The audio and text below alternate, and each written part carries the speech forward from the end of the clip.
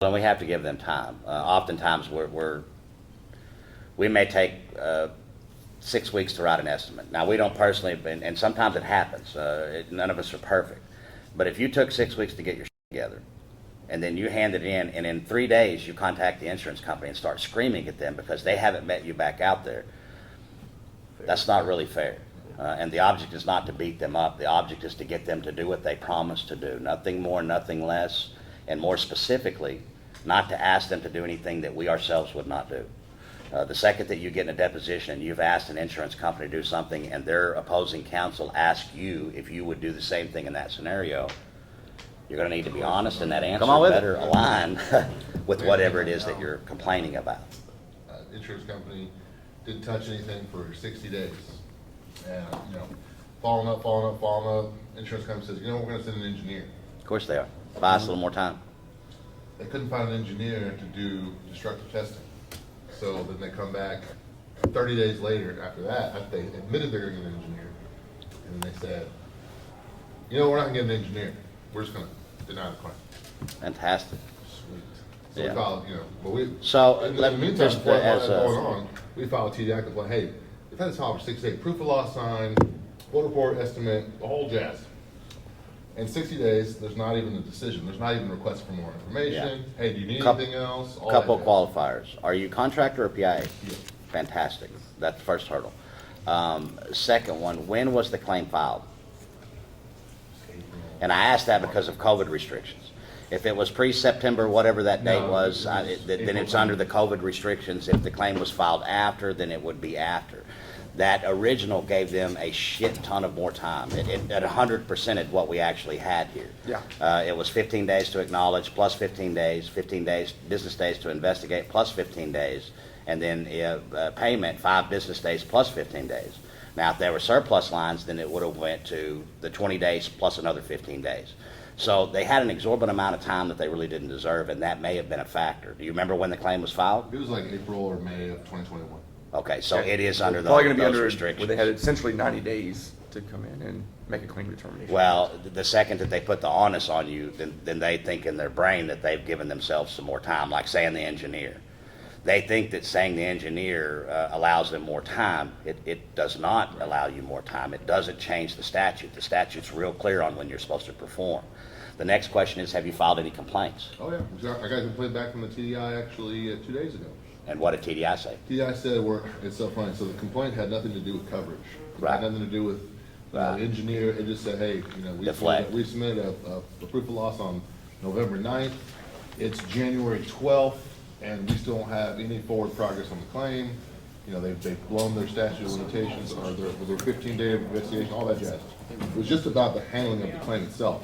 TDI comes back and says, the complaint says, well, we're unable to help with coverage decisions, and the insurance company admits the delay of the claim, but if you want to, we can't help you, essentially is what they said, and you need to either They did help look you. at a civil action or file appraisal. Yeah, they But did help they you admit by liability saying, for delay of the claim. Yeah, they did. Yeah, And so- the TDI response, Yeah. they said they admitted liability, or they admitted the delay. now, you're insured. What type of insured do you have? Is this a commercial claim or No, it's a residential? residential TPO flat roof. And the insured, what is their temperature? Oh, they're ready to go. I mean, they're gonna. So you understand at this point that you've run the gamut of what your license will allow. Yeah. That's the unfortunate. That was the hardest thing for me to accept, is that I'm not Superman.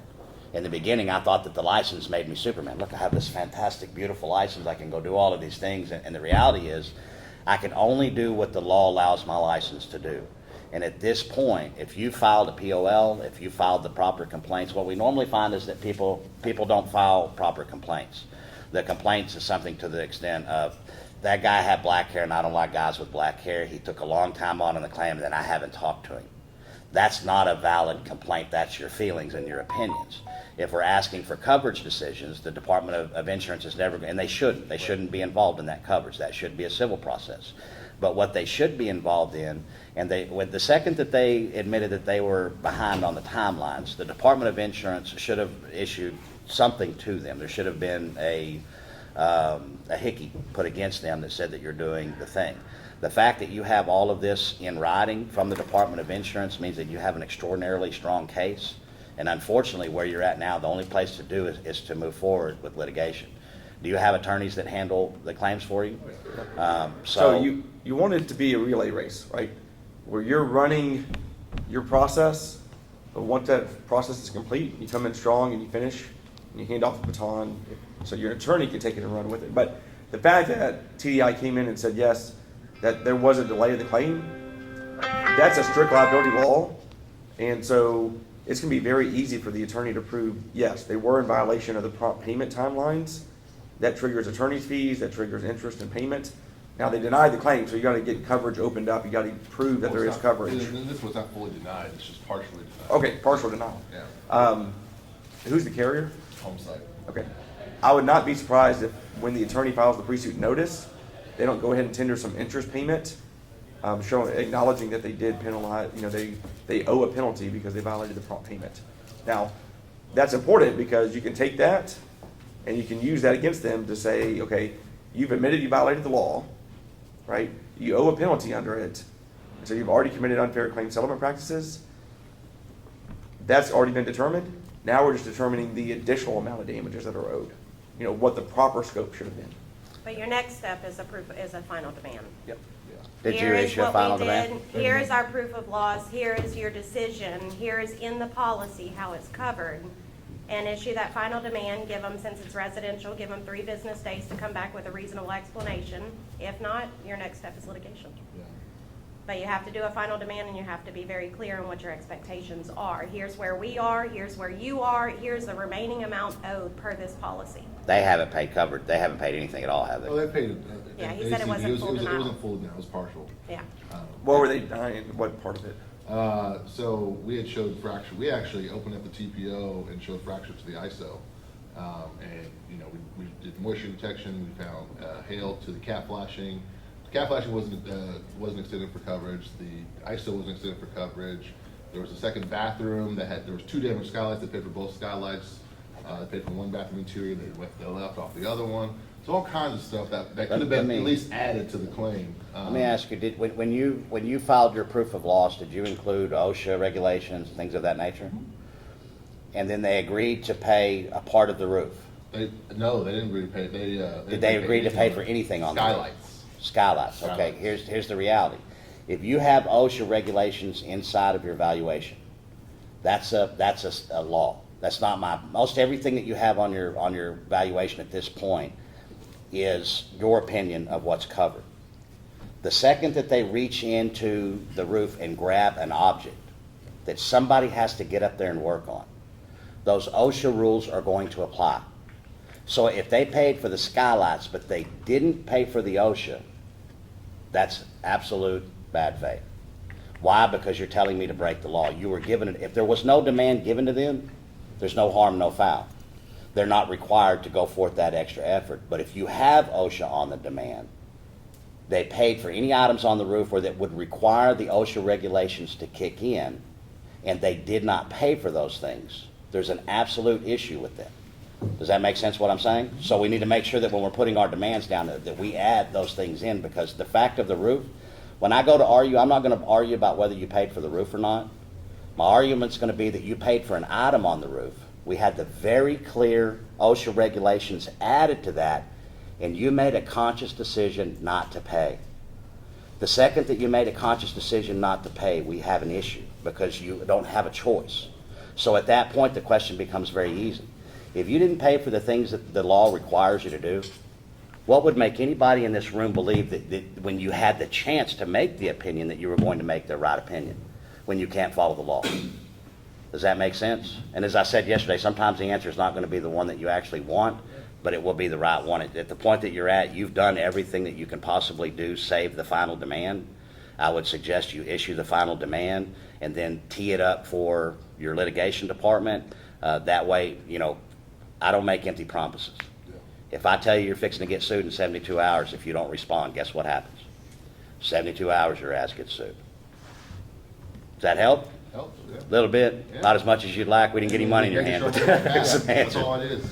Okay. You said they anything- canceled the engineer that was supposed to come out? They wrote in writing, we're gonna hire an engineer, and I said, well, they're not gonna do intrusive testing and examine the damaged ISO that we presented, Yeah. then don't send an engineer. I said, okay, we'll find them.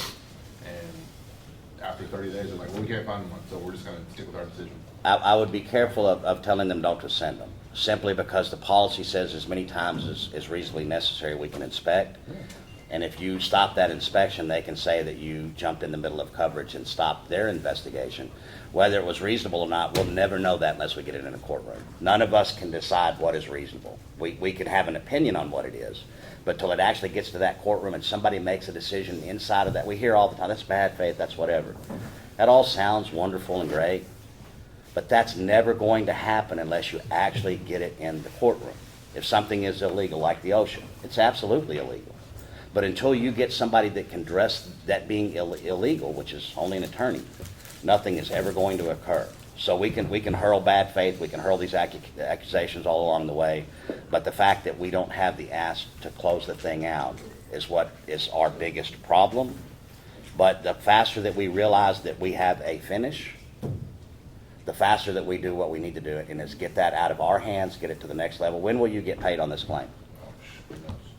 Not till it's done, huh? Yeah, absolutely. Not till you make the steps and get the last parts of it. And many people get to where you're at right now, and they feel that they've hit a wall, and that claim sits there for 2 or 3 months. As it sits there for 2 or 3 months, if they owed $100,000, they're using that $100,000 the entire time that they're holding it, which is the intent of everything they're doing. Hold this money, hold this money, hold this money, and let's hedge against this other thing. You don't ever want to lose momentum on it, so if you're thinking the analogy of the relay race, you want to finish strong so the attorney can take it and run with it to the next step. So It's gonna you want be to a keep that good, momentum. 60 plus days before you're gonna be able to get your experts out there as Right. an attorney. So that's another 2-month delay, and you don't want any further delays. But oftentimes in your scenario where there's admitted problems, as soon as the attorney gets it and sends that 60-day pre-suit demand, money starts to flow. They begin to issue payments out. You may get multiple payments on that one deal, but the second the attorney gets involved, they know one thing: shit just got real. I touched Yeah, on we this. don't get to walk away from this one. I touched on this a little bit when we were in the PA panel. Guys talking about something taking a long time, 60, 90, 180, It should only take as long as it's allowed to take. And so if you feel like you've gotten to that point, just like he's saying, like final demand, sign more work, and it's just a process. Texas should be 45 to 60 days, Yeah. depending on surplus. Well, and we have to give them time. Oftentimes, we may take 6 weeks to write an estimate. Now, we don't personally, and sometimes it happens. None of us are perfect. But if you took 6 weeks to get your shit together, and then you hand it in, and in 3 days you contact the insurance company and start screaming at them because they haven't met you back out there, that's not really fair. And the object is not to beat them up. The object is to get them to do what they promised to do. Nothing more, nothing less. And more specifically, not to ask them to do anything that we ourselves would not do. The second that you get in a deposition and you've asked an insurance company to do something and their opposing counsel asks you if you would do the same thing in that scenario, you're going to need to be honest, and that answer better align with whatever it is that you're complaining about. Many of us don't catch that part.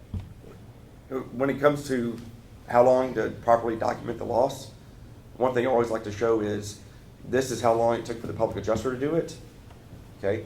And so the insurance company should have been able to do it within a similar time frame. It may not have been spot on, but if it took you 4 weeks to properly adjust it, they should have been able to do it within 4 weeks. Or less. They Or have all the less. resources Right. that we don't.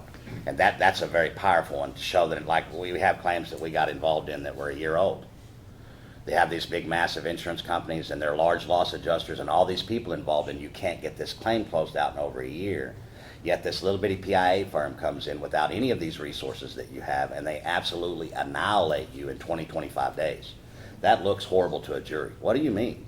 And especially when you can tie in that we kept the claim open for a year because we owed $100,000 and we were using that money somewhere else. That shouldn't be a very hard to. One of the things I always touch over in boot camp is a scenario where probably everybody in this room is in the same boat that we are. None of us were given a silver spoon.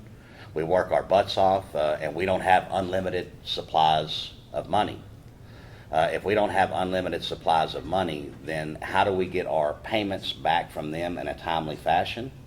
And how do we move forward in an area where the insurance company is using every payment that they get against us to defend ourselves? So the example I use in the class is we have a truck payment the first of the month. the truck payment's $1,000. We know that when we send the truck payment out on January the 1st, that it doesn't actually leave my account till January the 14th. You do this every year, you do this every month, you know exactly when it comes and when it goes. If you send the payment out on January the 1st and on January the 2nd, your air conditioner breaks in the house, you don't have $1,000, you don't have the extra, it's $2,000 to replace, you have $1,000, but you don't have the extra $1,000. But do you? If the check doesn't clear, your ledger says one thing, but the bank account actually says something else. Knowing what's going on, you take the money from the truck payment, go ahead and pay the AC, knowing that you must get what? The $1,000 back in the bank before the 14th. It is exactly what the insurance companies are doing. They're not using the money that's on the ledger. They're using the money that's in the account. Think of endorsements on checks. How many of your clients are terrified about signing a check because they believe that it is a full and final settlement? So how much money's actually sitting around not being tendered because the insured is terrified that if they tender the check, that they have absolutely relinquished their rights to the check? Do you know how simple it would be to put a statement on the back of that check that said one thing? Cashing this check does not relinquish your rights. How much of that would it resolve? A ton. Why is it not there? Why is this simple statement not on the back of every single endorsement that we have? Simple, the float money. The money that's on the ledger versus the money that's actually in the bank. So a lot of what you're saying and a lot of what you're battling has nothing to do with you or who you are. It's the accountants on the bank that says we need to keep this much cash flow right now. So it doesn't matter who you are, what was going on, you're simply caught up in that vortex of whether a payment was issued based upon what they needed and what they didn't need. Huh? Ask some more folks. Yeah. Yep. Questions? Any other questions? I have one. Yep. In Louisiana, I am right now dealing with, and I posted this in the group, they asked for a final release and they'll pay 30 more on a $200,000 claim where they've only paid 45. No. Should they not sign that? Should we go No. straight to an attorney? Now, once you sign a full and final release, that's it. Is that Well, it? but you should tell them, hey, go ahead and send that 30. Go ahead and get that 30 undisputed on the way. We'll go ahead and get it. That, and they said, no. It's you not have gonna to come. sign It's it. not gonna come. You have to do your final demand and move it to litigation because Louisiana is doing that on almost all of them. They don't let you Couple of negotiate in them- Louisiana at all. Couple of them we've gotten desk adjusted 100% down, but your arguments are out. But you They still can need to come make against them. You still need to make the demand for the undisputed. You agreed you owed 30 more. We agreed that you owed 30 more. You need to send that now, and then, again, like this gentleman's situation, once litigation gets a hold of it, that should be one of the first things that occurs, is litigation should say, hey, you've already agreed. It doesn't mean it's going to actually happen, Partial settlement. but it should. A lot of times they'll go ahead and tender that payment. Partial They'll start settlement. trying to buy the goodwill back. Yeah. You're in trouble right now. So now they say, okay, wait a second. We are in trouble. Here's a little bit of money. Is this okay? Right. No, it's not okay. And Go ahead make sure and you get and that, Move on. that offer in writing too, because any attorney you're working with should exempt that from any fees if an offer's already been made on the table. So Carrier? get that in there, that way, that's easy money.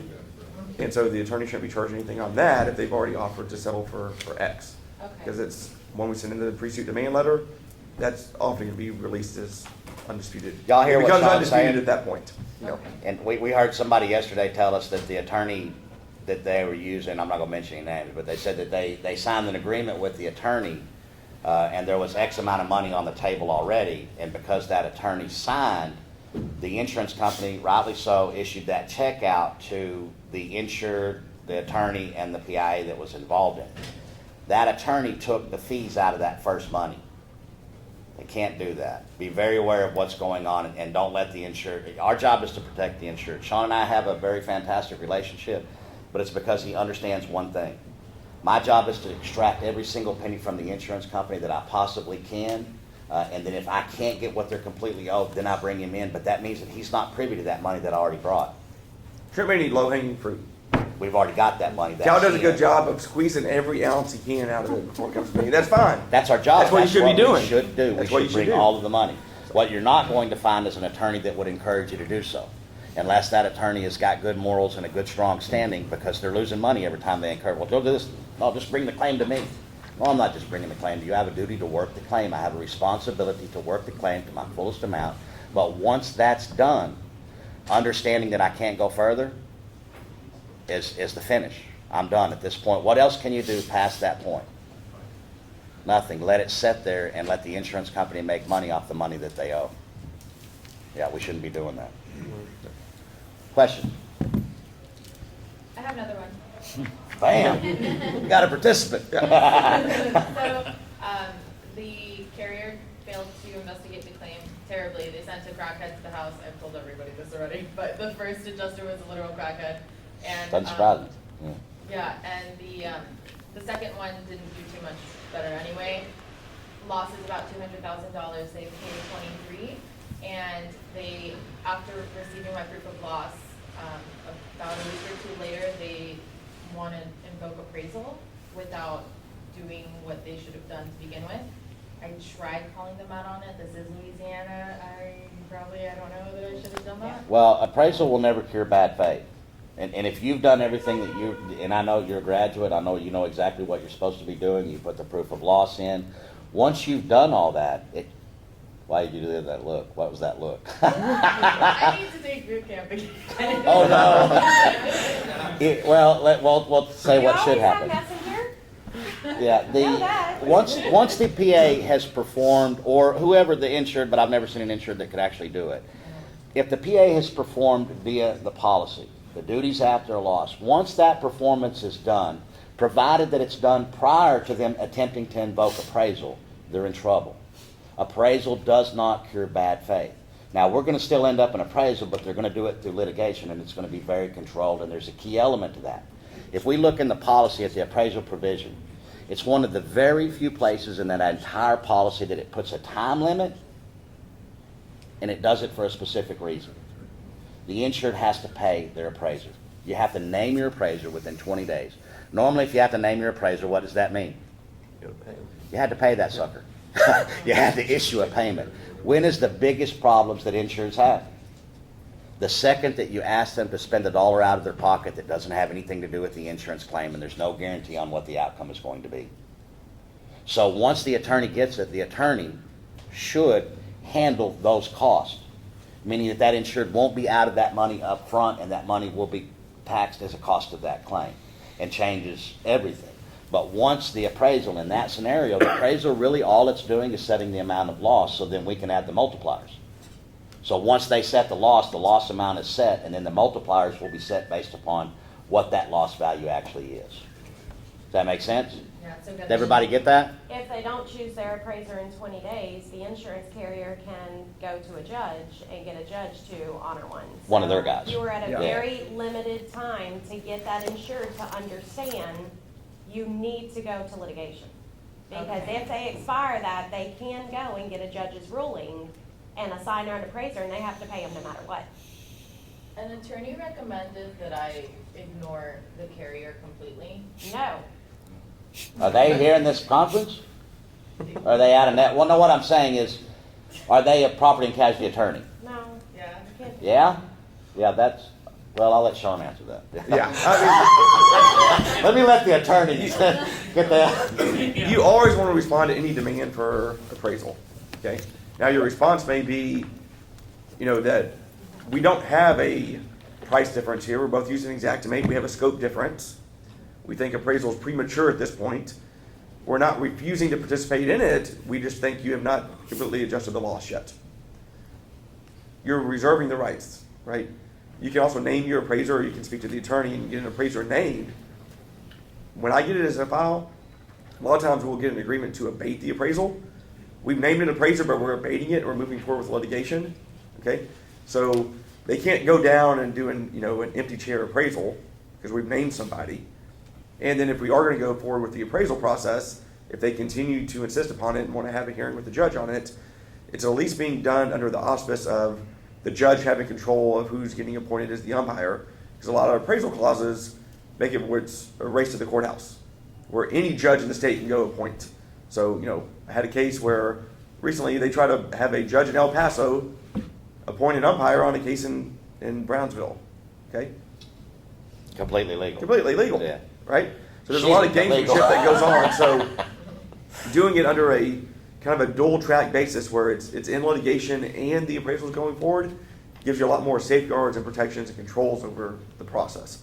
But I would never recommend just ignore it, just chuck it in the trash, because they can move forward with that. They go get an umpire appointed, and that umpire may be from a different jurisdiction, and then they can continue with an open chair appraisal. And once it's done, trying to go back and unring that bell once it's been rung is very difficult legally.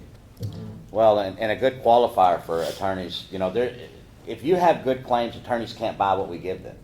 Shaun and I can't transfer money between each other. He can't pay me for leads. I can't pay him for anything. That being said, he could go into the phone book, buy the biggest ad that he could in the middle with all the colors. He could go out on all the billboards, put his signs up everywhere, spend several $1 million, and the best that he could hope for is that you could get somebody to actually walk in the door. That's a minuscule part of the problem. Are you the one that can sign, or are we out of step? All of the qualifiers that must go on, as a PA, that's already done. We've already done every bit of this work that's going on. When it's done, that means that what we gave him, he can't buy. He can't buy what we're giving him. So the qualifier should always be, when you're talking to the attorneys to see who's going to take your most precious of precious, your claims, then one of the answers should be one of the things that we just addressed. Are you going to attempt and take money from what was done before, or are you going to take only on the new money? If they are attempting to go back to that deal, you've failed the first step of what we're going to do, and it can do nothing but get worse from here. The next thing you're going to want to do is say, hey, we're not going to be able to pay your PIA fee on this one. By the time we did this and by the time we did this one, we had to Ninsky your fee. That's going on right now. We've seen it in the forums. One of the graduates has an attorney trying not to pay his fee. But again, if you come through the camp and you use the documents from the camp, then you should have a letter of protection that has been signed by your insured that says, no matter where this claim goes, I own 10% of it. Now, in Louisiana, it would be according to the bill, but everywhere else, the 10% would be appropriate. So that 10%, your 10% is protected. But any attorney that you're bringing it to, if you're bringing it to a claim and they're not protecting it, we often have appearances where some of the attorneys try to be high and mighty, better than thou, or whatever they may call it, and it's a privilege for you to bring your claim to me. It's not a privilege. No, you should be glad that I'm bringing the claim to you because we've reached an impasse on it, but we've performed under the policy. If we've performed under that policy, then appraisal's not a cure. Not many things are a cure other than an attorney.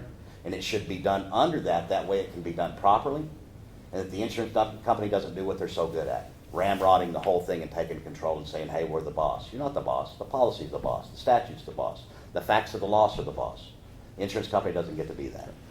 Going back to the analogy of the relay race, is each person running each leg of the race just as equally important? He's driving that relay race on. I love it, though. It's a perfect and analogy. we're all equally as important in the process. And there's a time and place for each of us. The attorney's not in the beginning. The attorney's place is once we've performed underneath the policy. When that's done and the insurance company doesn't move forward, then we have no recourse. We're done. Our license says that anything past this, you're practicing law. And I, for one, I don't want to be in trouble for practicing law. So I know exactly when I need to stop. I stop right there, and then I go do whatever else I'm doing. We go work the other claims because there's no sense in going, we finished, we're complete. There's nothing else that we could do on this thing except for hold it, which would be dual purpose for them. They would be holding that money the entire time. And as things grow stale, everything grows stale. Our memories grow stale, the file grows stale, everything goes that way. Marcus, what'd you have? We've been seeing on the residential side a lot of carriers disputing our POL on the pure basis that our scope is different than theirs. Yeah. One in particular is Allstate. Imagine that. The people that owe the money have a different scope than the people that are owed the money. That's crazy. Right?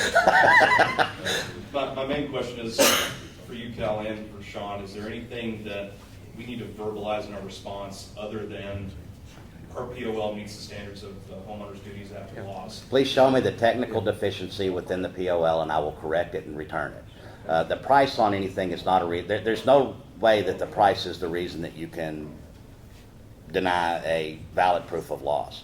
Saying the scope is different equivalates to saying that you're charging more money, which again reverts back to that price. That is the only real reason that they can't deny it. There has to be a technical deficiency. claim number was one number off. The date of loss was not correct. You had it under hail when it should have been under hurricane. Those types of things, but they're supposed to specifically point them out Yeah. and then let you. Now, I understand I said supposed to. I imagine they're doing it for the sole purpose of getting away with the prompt pay deadline violation. Yeah, they don't want to be on the clock. It's dual And prong, so- yeah. They don't want to be on the clock, and so they're rejecting it. Now, your proof of loss is going to be valid for your amount all the way down to 0. So obviously, if their amount is lower than your amount, your proof of loss is still valid as to their amount. Let's say your proof of loss is 150, there's a 75. You don't have to submit a revised proof of loss for 75,000. Your 150 includes that and any lesser included amounts underneath that. But like Cal said, ask them to point out any technical deficiencies. If they cannot point out a technical deficiency, wrong claim number, wrong peril, policy number being wrong, something of that nature, or it not being signed or having penalty or perjury language, absent a technical deficiency, them rejecting it is them just saying we don't agree with your number. It's not a rejection of the actual proof of loss. I actually have a second one. Go ahead. Yep. We are getting a lot of policies like with the freeze where we're past that typical 90 days where they can request a sworn proof of loss. Now, most of us in here know that there's a part of that verbiage that they intentionally leave out, which is upon request. They're holding their finger on it. Yeah. Don't look at this part right here. So I know if they don't request it, that section of the policy isn't applicable, but Why wouldn't it be applicable? I- Them requesting is only them in a nice way saying, hey, if you don't do this, then I don't have to do anything. The policy is reactionary. The insured must perform first. If they perform first, then that's where all the bad faith comes in that we don't see today because we're doing that. Whether you request it or not, as a PIA, we should be putting a proof of loss on every single thing for multiple reasons, and I don't care whether you ask for it or not. And mine was more of, if we're getting a file well past the 90-day mark, which we are. Start because of over. the freeze. Yeah. We're having some people deny our POL because they say, well, you're past the 90 days. Well, it's easy for me to rebuttal when it says upon our request because you didn't request it. Well, And get other out to that times- argument, though. What's The that? argument is, did you get the proof of loss? Obviously, you did because you're responding to it. I'm done. Yeah, Whether you accept it or not is irrelevant. You have it, right? yeah. Yes. So the insured's concerns have to be addressed as many times as reasonably necessary. So assign a field adjuster so we can address those. Okay. But the key of what we're looking at here is how much ass do you have to enforce that? None. That's the problem that we're running into. That's the biggest thing that they know against us. We can talk everything that we want to talk. We can put everything down in paper. But do we actually have the ability to enforce anything? The answer is no, which means that our documentation must be on point, our claim process must be on point, and if it has to go to litigation, then we do it as quick as we possibly can and we keep moving forward, understanding I can't make the horse drink water. I can drag it over there, cart it to the water every time, make it fresh, do everything that I possibly can to make it good and just for that horse to drink, but I can never force the horse to drink. That's what we have to look at with insurance companies. I can't make anybody do anything. What I can do is I can follow the rules as I know them, put everything out there on the deal, and then give them the opportunity to perform under that contract as they promised. And this is crucial. When they fail, that is the ever elusive bad faith that we never see. We hear, everybody in this room has heard bad faith thrown around how many times? More than we can count. How many have you actually seen? How many verdicts can you point to and say this is a bad faith verdict? Less than a handful, and there's a reason behind that. If the insured is not performing prior to legal getting involved or appraisal, that bad faith is almost off the table unless we catch them on an outlier. Hendon versus State Farm is a very good one. They caught them in discovery with the name of the Jewish list. I don't want to catch them like that. I don't want to catch it, and it's good if we catch them like that because we need to stop that type of practice, absolutely. But what I want to catch them on is the process. We can't go down to the legislative body and tell them how bad they're acting if we can't get this documented, which is how we keep getting these horrible laws. When we go in front of the legislative session, every time that it happens, the insurance company shows up with this mound of information about how good they've done and how all this stuff is working, and there's only a few people that are having problems. Everybody in this room knows that's a crock of crap. Couldn't have a bigger crock of crap, but who is on our side producing the information that shows that it's different? Nobody yet. And that's what we need to do is give actual factual data to them that is in accordance with that policy. Then we can change what they're doing. I guess it just comes down to what you told me, Shaun, Yep. that, regardless of the homeowner or what you're interpreting on their duties, it doesn't exclude them from performing theirs when you provide evidence in a POL. So that really rang home to me, and I just always go Right. back to that.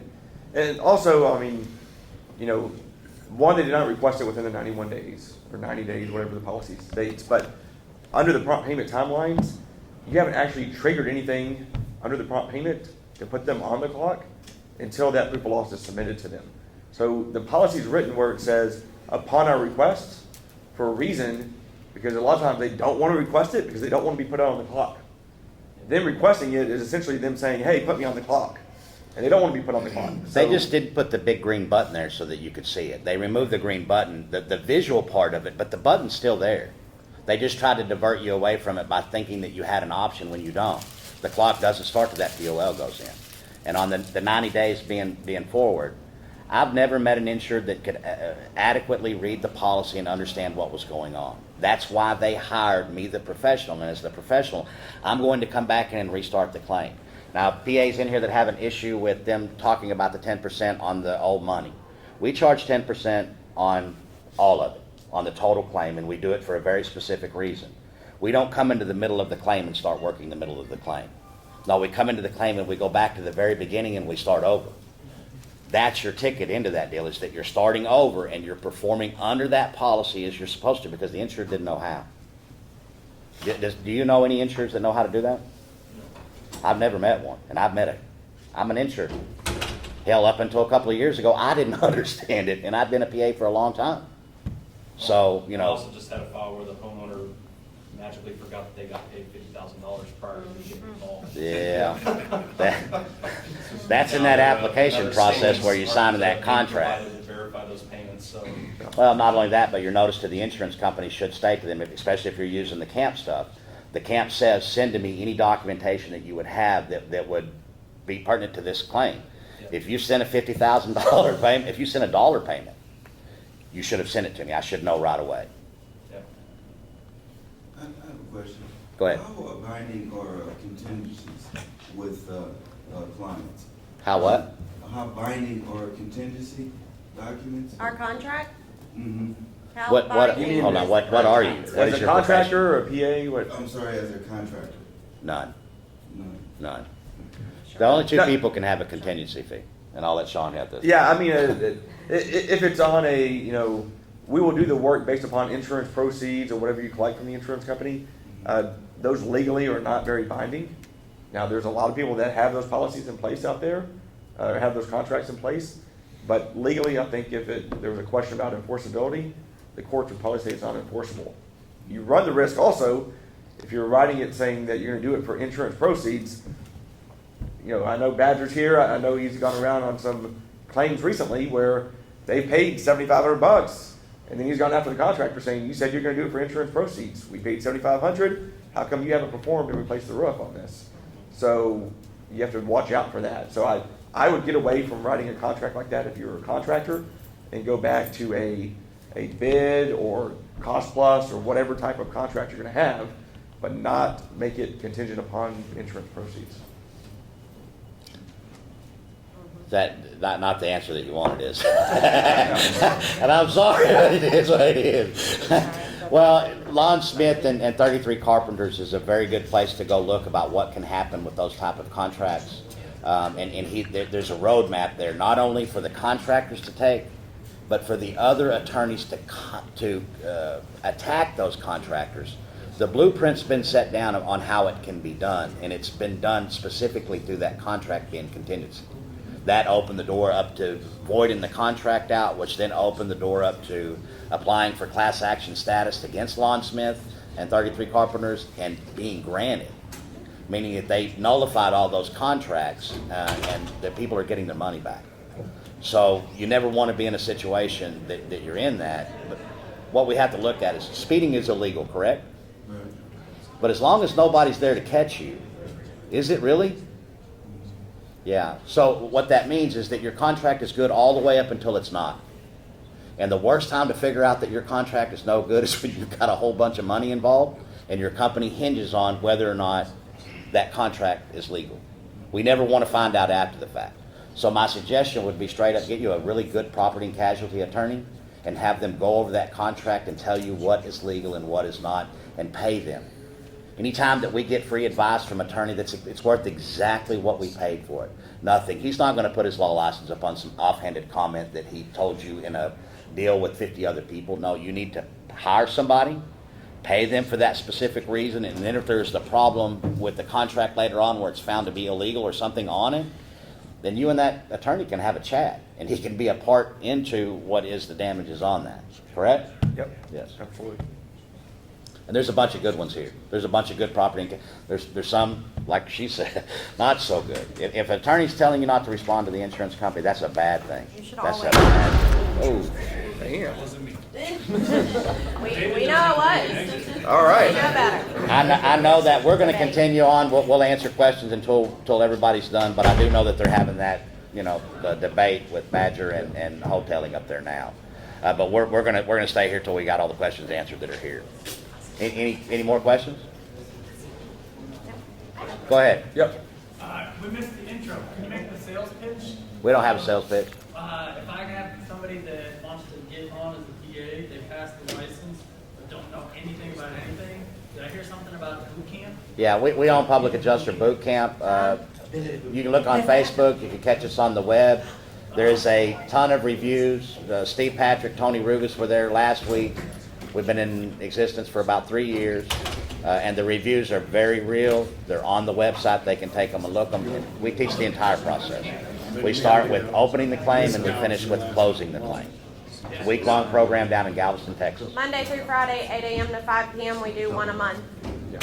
I got a few people that were looking for that. They were hoping I would find it. And we have a booth over at 903A and 903B. Nice, thanks. They have And we to didn't go. plant this guy. Where's the sales pitch? There's not one. We're just trying to give you some information. Okay, any other questions? I have a question. Go ahead. Okay, so insured just filed a claim 14 months later after Delta and had no idea that he can file a claim. This is what he thought insured. This is the first time he has a home and, owns a home. But he got the commissioner's bulletin and was like, oh hell, let me file a claim? Well, no, actually, his realtor girlfriend told him, yeah, you should probably file a claim. So 14 months after Delta, he files a claim. That's okay, right? Is that okay? Depends on what the policy As long as says. it's within the statute of limitations, yeah. Well- But they're gonna wanna probably do an EUO on why the delay time. Well, so he explained this to the first person on the phone very clearly, that he waited all this time because he thought he would have to front the money on his deductible and he had no money and he was jobless. So he thought he wouldn't be able to file a claim, and he files it. They say, yeah, sure. They send an adjuster out there. He explains the same story to them. This is from Delta. This is from a long time ago. I just never filed a claim. The adjuster put the date of loss as Ida, which is obviously just a few months ago. Two wrongs never gonna make a right. Yep. When Yeah. he called it in, he said Delta, he explained Delta, and He the didn't IA say- did it.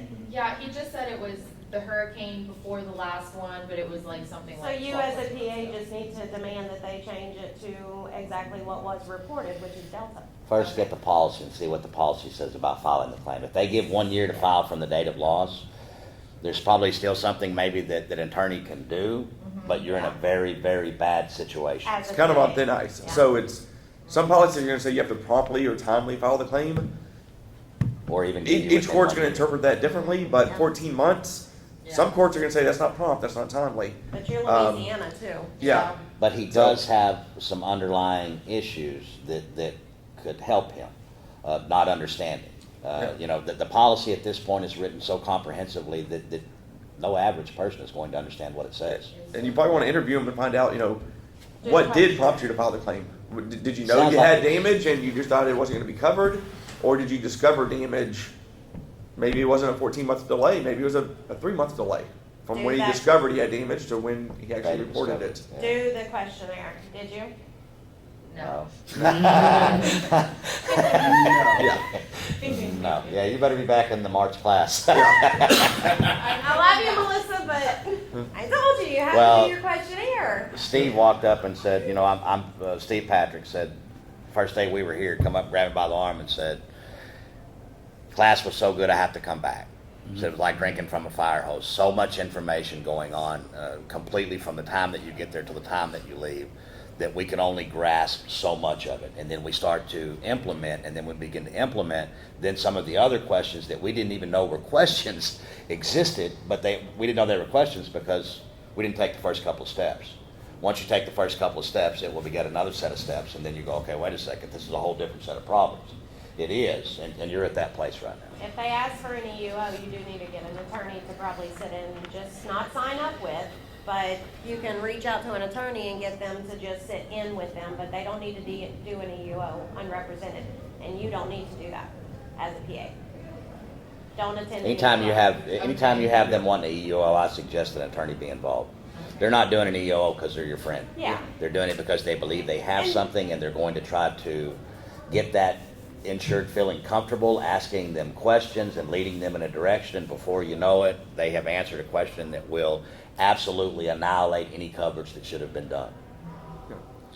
And they've already brought in an attorney on their side, 95% of the time. Once If they're they- asking for an EUO, Yeah. they've already anticipated litigation. Which means they're that the already attorney- moving into that phase. So. Prep the questions. They may not necessarily be given the EUO, but they have a list of questions that attorney has looked over the claims file and has said, okay, these are the points that I need to know the answers on. So definitely, if an EUO is requested, you're going to have to Not comply. lawyer up, but get representation during that event directly. But lawyering up is gonna come pretty quickly. Well, you know that's the next step with an EUO. Yeah. They're trying to pull some crap. Any other questions? Go ahead. I got a question. I'm from East Coast where there's a lot of discontinued where I live. Shingles. Discontinue what? Discontinued shingles. Uh-huh.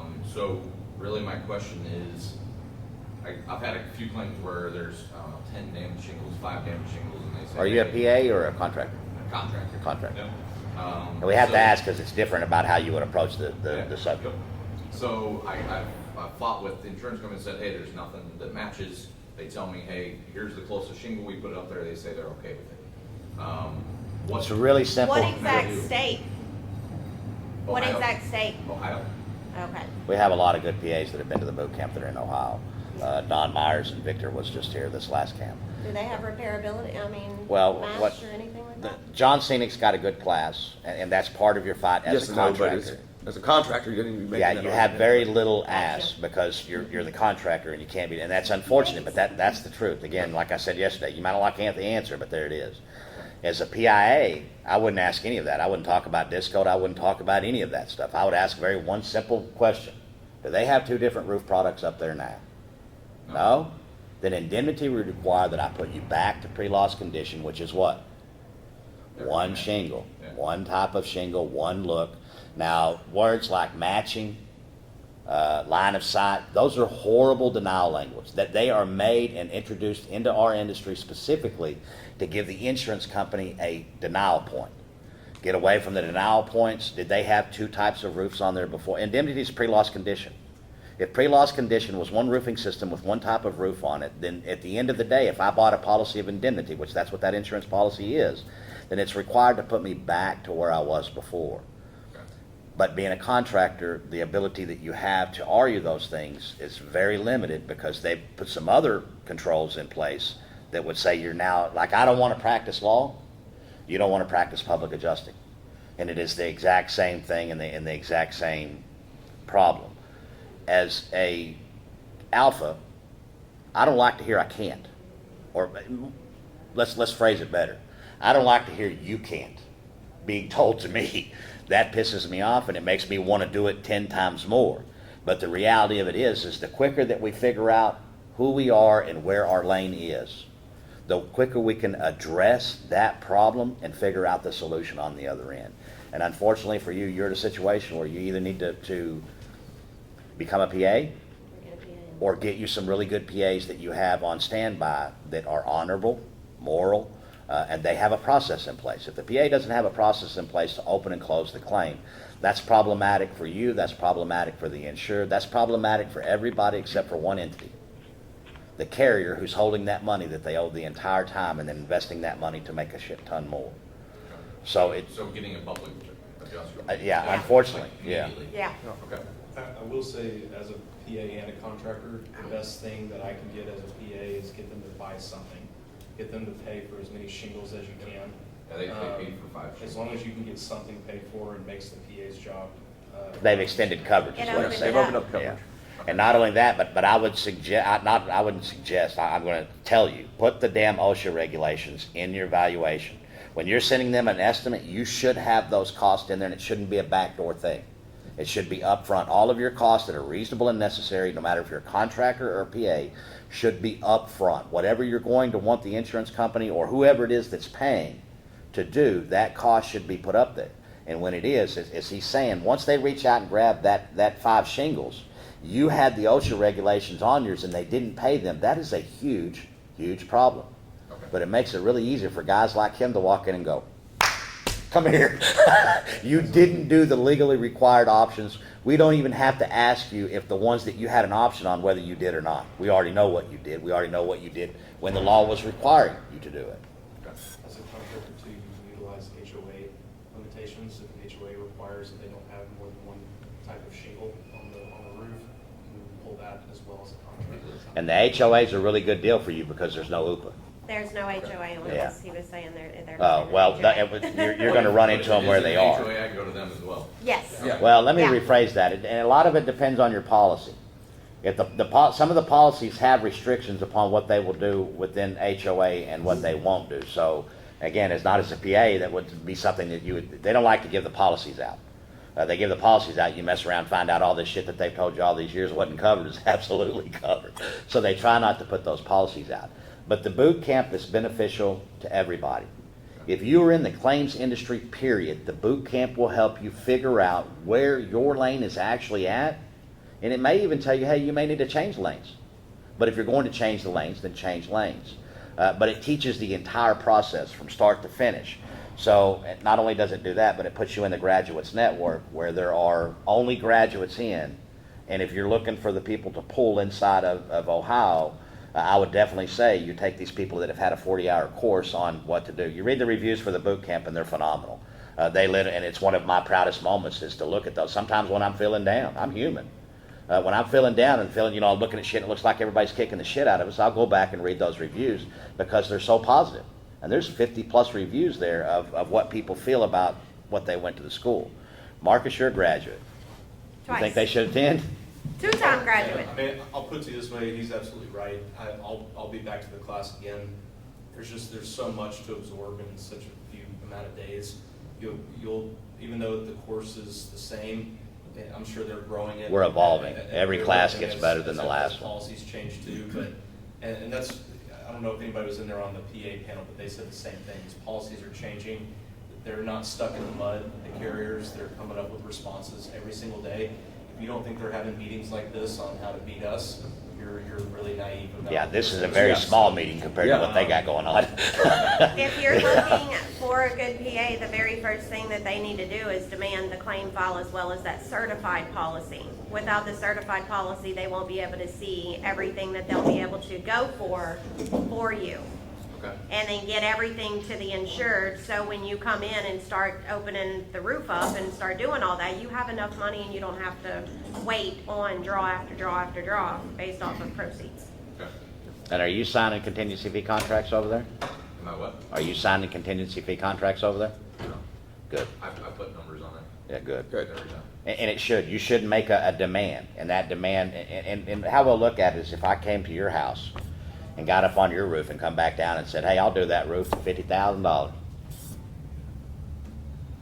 Show me where, show me, would you What are pay you the guy gonna do for that? $50,000 without knowing exactly where it was going? And that's what I meant by not expecting anything from them Right. that you wouldn't expect from yourself. If you can satisfy me on a payment, then that's a good deal. If you come to me with $50,000, I'm going to tell you, get the hell away from me. I need to see exactly where every dollar's going so that I can know that I'm getting what I'm paying for, and that all of these things are inclusive to what we got going on. I don't know what's going on. How y'all doing?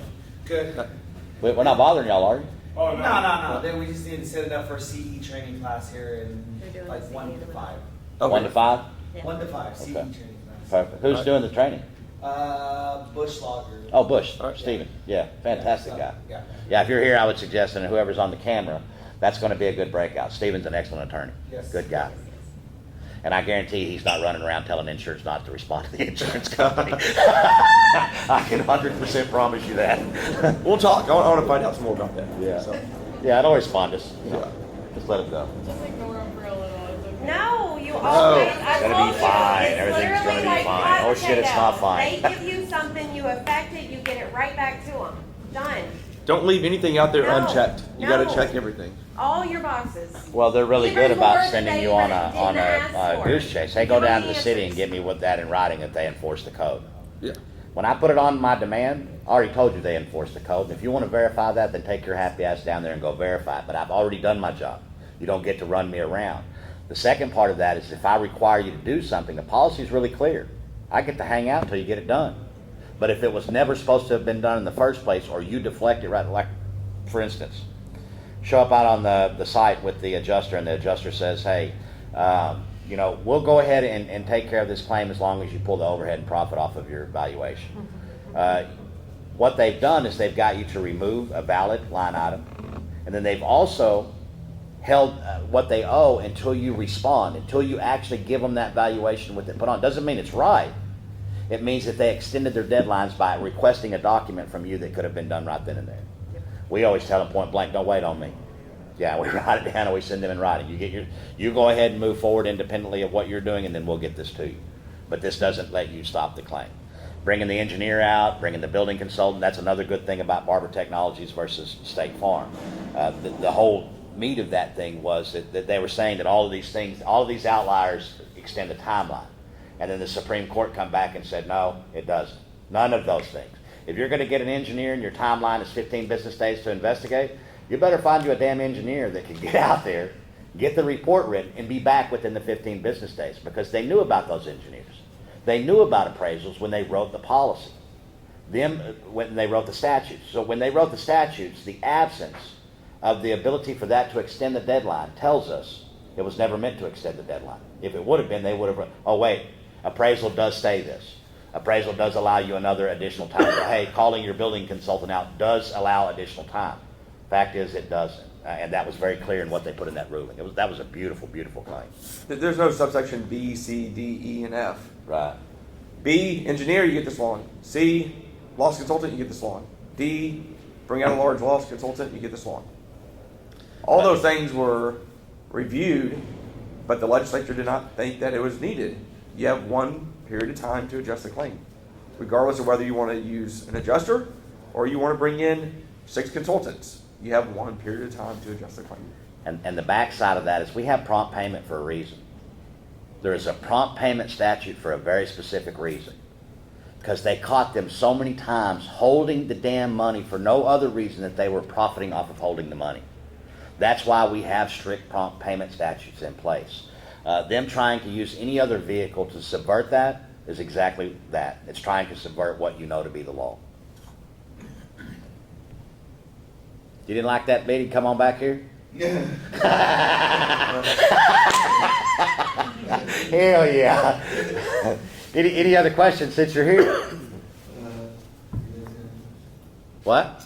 So regarding the contingency, so. That's a hot topic, if isn't it? you tie like a dollar to a contingency charge, does that make it enforceable? It's no longer a Nobody- contingency. Nobody can get paid contingency on an insurance claim unless they're a licensed individual. No, licensed public adjuster or attorney. Well, that's what Yeah. I meant. Yeah. Public adjuster. The problem is you're committing yourself and you're putting it out there that you're going to do it for insurance proceeds. You don't know what those proceeds are. So you're committing to a scope of work to be performed, and you don't know how much you're going to get compensated for that. So the insurance companies and their defense counsel have proactively started going out and saying, fine, we are going to hold the contractors accountable to the agreement they entered into. So they can legally enforce the contract because they can file suit and they can force you, compel you to do the work for the insurance proceeds. So there is enforceability to the agreement, right? I'm just saying you don't need to do it because it's not a good business practice. It commits you to do work that you don't know how much you're going to get paid. right? It makes it where you're completely beholden to the insurance company on what they are going to pay. Let's say they're going to pay $7,500 on this one claim, and they're going to pay $50,000 on another claim. If you're committed to do the same scope of work on both of those claims, you're not going to be in business very long, because one of them obviously you're going to take a massive hit on. And so, it's not about whether it's enforceable or not. At least on the other side, where they're going in and trying to enforce it and hold you accountable to the agreement you signed, there is enforceability there. I'm just saying it's not a good business practice. I don't think you need to write it that way. And it also calls into questions about the unauthorized practice of public adjusting, because if you're writing it for insurance proceeds, the way you're bidding it out and what you're doing calls into question about whether or not you're practicing as a public adjuster also, on how you developed your contract and how you developed your damages. Understanding is key. The whole system is set up on a control module. The system that you're fighting right now so hard that made you go to the contingency fee contract is the system that they set in place. One that would put you where you never knew what was going on. In what business, in what place in our life do we go sign a contract with somebody that's open-ended? That we have no idea what the terms are, what it's going to be? And I'm not talking just about a consumer, I'm talking about a business person. I want to know my costs, and I want to know my margins, and I want to know that if I go in there, I'm going to make money on it. I'm not doing this for practice anymore. All the practice is out of the way, and I should be earning.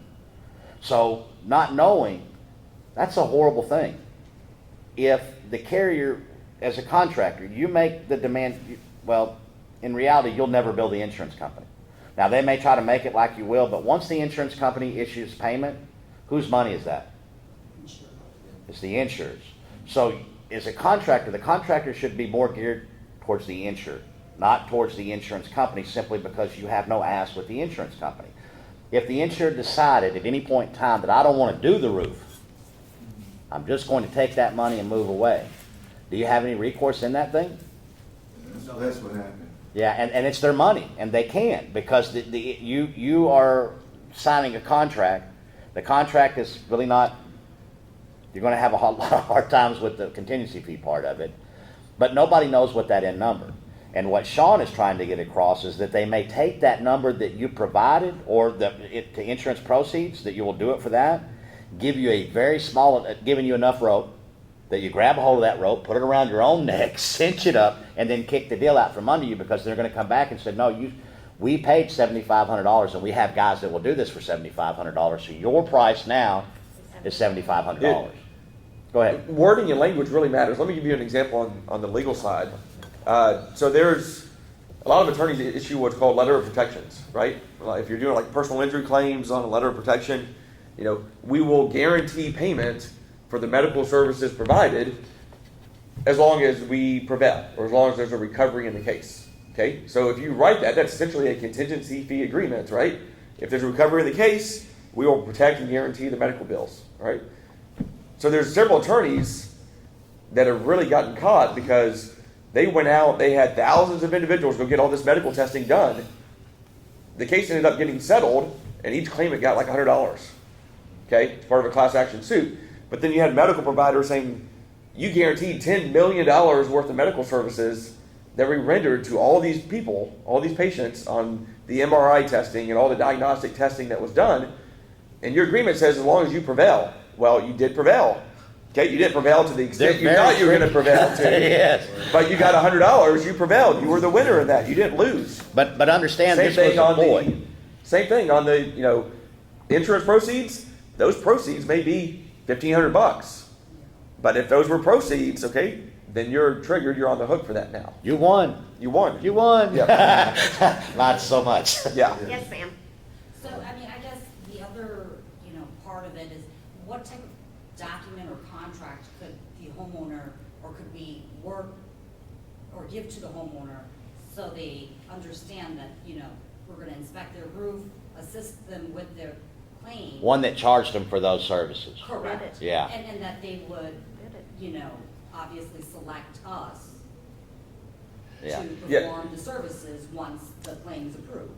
Steve Patrick, in one of the breakout sessions yesterday, he was talking and he said, in the construction and contractor industry, need to get away from saying we're going to get you a free roof.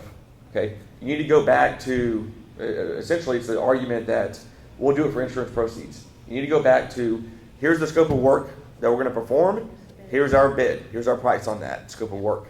And then sell your services and the product on why they need it and why the insurer needs to purchase it, instead of, attaching it to the insurance claim. The fact they may have insurance, they may get reimbursed for some of those expenses, or maybe all those expenses, is separate and apart from what you should be doing, which is, here's the work and scope I'm going to perform, here's the price for my services. When we were at GC, it was all about the integrity and knowledge, just them hearing the knowledge as GCs, that we weren't just a fly by the seat of our pants people that were gonna take a down payment and leave. So you pretty much need to go back to bidding. Don't let your company sell itself, Yeah. most people are using Xactimate to a certain level.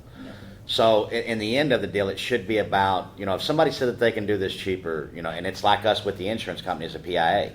Once we put the demand in, we've already agreed to Xactimate. If you don't like the price, then that's what you have a problem with, but that price is attached to an actual scope. Show me in the scope what doesn't belong or what's not covered, and I'll be happy to take that out of there, but you can't just wantonly remove money because you think that's too much money. Now, one thing that I would caution you, be very careful about the supplement deal. And what we see shit ton of time is to get you in the door price. The contractor, roofer, builder knows that insurance proceeds are on the back end of it, so I give you a bid for X amount of dollars, knowing that the second that I get on that roof, I'm going to do what? Begin to issue supplements on what they would owe. That is one of those scenarios where what Shaun was talking about could absolutely tear you up and annihilate you because you gave a price on what you were going to do, but you weren't very specific about what was going to happen in case other things were needed. And most of the ones that I'm talking about, that they go out and tell somebody, hey, I'm going to do that roof for $8,000. I'm Superman. Everything's going to be great. Then they go out there and they actually get up on the roof, and now this roof becomes a $25,000 or a $30,000 roof, and they're expecting the insurance company to pay for it or the insured. Your demand in the beginning should have been for every single thing that you knew was going to occur on that roof, and anything that should be left for a supplement item should be absolutely a supplement item. Something that we could not have seen before or that we did not know about. At this point in everybody's career, if we're here, if we're doing this, if we're sending out contracts, if we don't know what that roof belongs on that roof before we get up there, then we shouldn't be up there. We're able to pull a layer at the bottom, pull the bottom shingle, and see this got 3 layers on it. It doesn't have these specific things that I'm going to demand. There's no ice and water shield in the valley. All of those things are things that are going to be up there and things that we should see in the beginning, which gives you the ability that when you're talking to a customer, not an insured, but a customer, and that customer says, well, JoJo said they'd do it for X amount. That's when that Xactimate becomes crucial. Please show me what part they're not going to do. You can't get to this scope of work without including these things. We've included each price on these things, so show me what this person that's going to do it cheaper for, how they got that. Deductible eating. If we look at deductible eating, most deductible eating is not deductible eating at all. We didn't do some of this shit on here.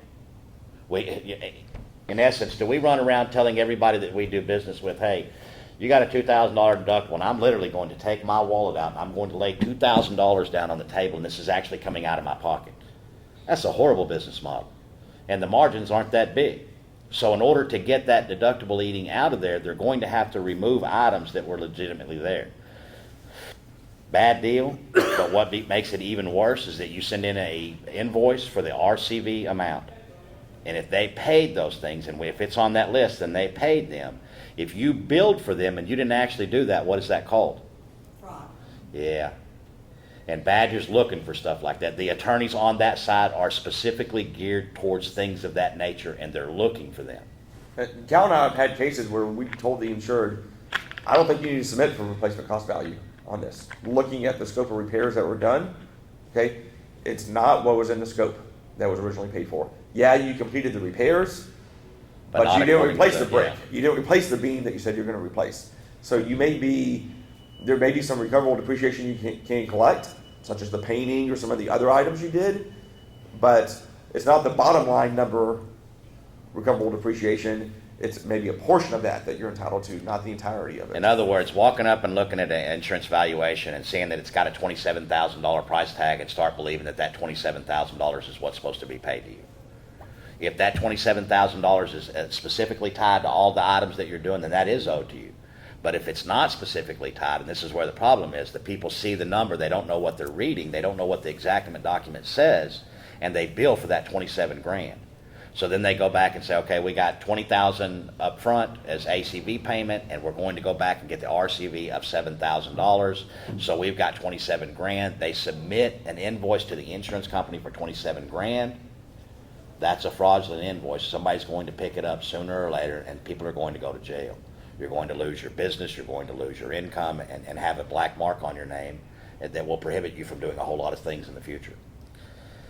So, but your approach of, you know, going at it with the homeowner as like a retail job, right? That's exactly, yes. The retail cost of, you know, replacing a roof is different than. How? Exactly. How? I mean, like, there's kind of an average, let's say in Maryland, because that's where we're from. So, What? like, our goal Maryland. is to get- Maryland. Okay, Come on. Maryland? Maryland. Yep. What'd she say? I have a stopped up here and I can't hardly hear. It's like you. They're in Maryland. They're in Maryland. They're in Maryland. Yeah. Oh. So, you know, our goal is to, let's say, get $550 a square. Right. So if we go and inspect a roof and, you know. Where did they come up with 550 a square? I mean, just averaging. See, out and the you see cost your of answer right. This is where you're running the problem. Labor and, you know, materials and overhead, whatever it is, but. Well, overhead is different. The cost of the job is one thing, and overhead is different. As a retail, there shouldn't, and this is something that we teach in the class heavily. There's not two ways to do it. Yeah, there's what the cost actually is, and that you should pay for it. That's exactly why I can take to them and show them the exactment estimate and say, if they're going to do it cheaper, show me how. How do you take these things off there? Because we put all the line item components here that exist on the, it's factual. These are the things that they're, these prices are what the nominal prices are that are going around. Where are you taking money off of this to make this job cheaper? That's when you become salesperson. Mm-hmm. And specifically, retail versus insurance. How can anything that you ever bill for to the insured, to the consumer, be anything different than retail? You're not billing the insurance company, you're billing the insured. And what I'm trying to say is that it's all retail. Every bit of it is retail. The contractor will never work for the insurance company unless they're in a managed repair program, and then it's really limited at that point as well. I would not suggest a managed repair program. That's a bad thing. We did it for 3 years with State Farm. But that you will never work for them unless you're under that guise. In other words, your check is coming from where? The insured. So it's As long as the always insurance going to paying be a it, retail. it's always going to be a retail job. So that's how we have to, you're saying approach it. Yeah. On what's that? I said, that's how you're suggesting we approach all of. And we're really just giving you the facts. You know, if you can't bill insurance companies, you can only bill the insured, then your client is the insured, and that's a retail claim. Now, there's insurance proceeds attached on the other side, but if the insured decides not to go forward, then what happens? Those are just proceeds, right? Yeah. It's just money in the insured's pocket. My point is that once that insured gets them, they're no longer insurance proceeds. That insured doesn't have to do a dang thing unless they want to go back and get the RCV. If they want to go back and get the RCV and you submit an invoice, that's where the fraud comes in. But if the insured was paid $10,000, they don't want to go back and recover any money. They don't want to put the roof on. They want to take that money and go buy a Lexus, which is what we see sometimes. They can do that, and there's not a single thing that we can do to stop them. And then the enforcement of that contract, that's where that's going to come in on that contingency fee basis, and some people are going to come in. The last thing I want going on in anything that I got is an attorney to sit down with anything that I have and really start looking for problems. If we're looking for problems, what are we going to find? Problems, because none of us are perfect. None of our contracts are perfect. There's always a nuance or something that could throw the whole thing off, and Lon Smith is really good about that. That claim specifically, because they went out and sold a contingency fee contract to a little old lady, and they said, hey, we're going to do the roof for the insurance proceeds only. So they went out and did the roof. Nobody ever called the insurance company until after the fact. Then the insurance company, rightfully so, because I would have denied it as well. If you didn't give me the right to inspect it, I have it in the policy, then I'm going to deny it. When it was denied and they didn't pay it, then they put a lien on the lady's house. And the attorney that got involved, very smart cat, He didn't look at what most people look at. He took all the noise and moved all the noise to the side and said, let me see that contract. And when he got that contract, he began to delve through the contract, and he made the contract, according to contract law, where it was void. Yeah. Once they voided that contract out, all kinds of bad shit started to happen. But the guy was given an option in the very beginning. Go ahead and just do away with this suit and go on your way, and we're good. The chest thumping come in after, I've been doing this 25 years, and and he literally, all it took was one smart attorney to look in the right corner of the right section of that policy and go, this right here means that the rest of this is shit. And then get a judge and a jury to agree with him. And the guy did. He got all of that. Even as far up as the next level to the class action. They were certified for a class action over that deal. And Go ahead. I'm sorry. We have one of the graduates here that's gone through at least twice now, that's here at the conference. He's in Maryland, so it'd probably be good if y'all could hook up and talk. We have several good PAs out of Maryland. Joseph Kreiner, he's over at our box, and I would definitely stop by. Guy's got honor and integrity. He's an ex-Marine. He has some good, he brought his whole class at one time and did a whole camp with just his people. And in the boot camp, we literally... An exclusive class. Yeah. Not on our regular scheduled times. Yeah, he's a good guy. And what you want somebody that's going to give you the right answers. You don't want somebody that's going to give you a pitch. You want somebody that's going to tell you whether you like the answer or not. Reiner? What it is. Yes. He said they touched base with him yesterday. You touch base with him? Yes. Yeah, I endorse him wholeheartedly. Okay. Can't speak for these two, but I specifically endorse him. Well, they would have to. Yes. Yeah. Yes. Yeah. Contracting, all of it, yeah. Yeah, he was very straightforward and Yeah. kind of no nonsense type. Pretty of guy. transparent. Well, and the camp would benefit you completely, because whether you want to be a PIA, a consultant, no matter what part of it is, understanding the policy and the limitations are crucial to anything that we do. When we look at the speed limit, we see the speed limit says 35 miles an hour. It tells us what we need to do. Keep your ass under 35 miles an hour. Without seeing that speed limit, we don't know what it is, and we don't know where we're supposed to be at. So once we understand what the parameters are of what we're supposed to be doing, it makes it real easy to get in between the lines and stay where we're supposed to stay at. And get that insured some knowledge to protect themselves. And a lot of people that come take the class are contractors. But there's a particular lane you're in, and knowing how to document that and work within that lane is key. Same for a public adjuster or an attorney. Where your power lies. Yeah. Yeah, we want to work where our strengths are. We don't want to go somewhere that we don't have any control. We want control. We want to be able to dictate, because my company's involved. To think that I want to go out and sign up a contract that I have no idea how much money that's insane. Not only that, but them not paying overhead and profit, or attempting to pay 10 and 10 overhead and profit. Any of those things are not worth me touching that job. If I touch that roof and I pull the roof off and a rainstorm comes unexpectedly, a cloud comes in, drops in 1/4 of an inch of rain inside of these people's house, what just happened? I'm screwed. I'll never get out of this hole. But it's taking on that liability, and you're not being compensated for taking on the liability. I have a question. I know Chicago's one of the states, but do you guys know if you can be a PA and a contractor in Maryland? I think that you can, but there's a caveat in that always. It's like having a 2,200 page tax document for a tax code. We have it in such a way that we can catch you if we really want to start looking at you. It's there to be able to trip you up. Most of those statutes, and every one that I've ever read, there are some caveats inside of it that you can do one thing or another if these circumstances are met. So you would have to be very clear on what those circumstances were, meet those circumstances, and then do it. But what I would suggest to you, as somebody that was a contractor for a long time, I've been a PA for a long time, the two streams should never cross. You should pick one of those things and do that thing extraordinarily well. You ever heard the old adage, if you got 1 foot in yesterday and 1 foot in tomorrow, what are you doing about today? If you have your resources split up between two different things, then at best you're giving one of them 50% and the other one 50%, but we all know better than that. One day I give 75% to this one and 80% to this one, and the thing fluctuate. What happens if you get diligent and you concentrate on one thing? You get really good at it, huh? Yeah, you take out all the noise. That's what I mean by taking out all the noise. I take out all this other stuff, and I get one-dimensional, and I concentrate on this one thing. If you're a jack of all trades, you're expert in none. So you got to pick a lane. You're working down. Now, yeah, you can divide it, but if you're going to do it, there needs to be clear division between the entities, and it needs to be, so there's no sharing of information, no sharing of assets, No feeding. no feeding one another. So it can be structured, and I can talk to you about how to do that, but it's better to pick a lane and stay in it.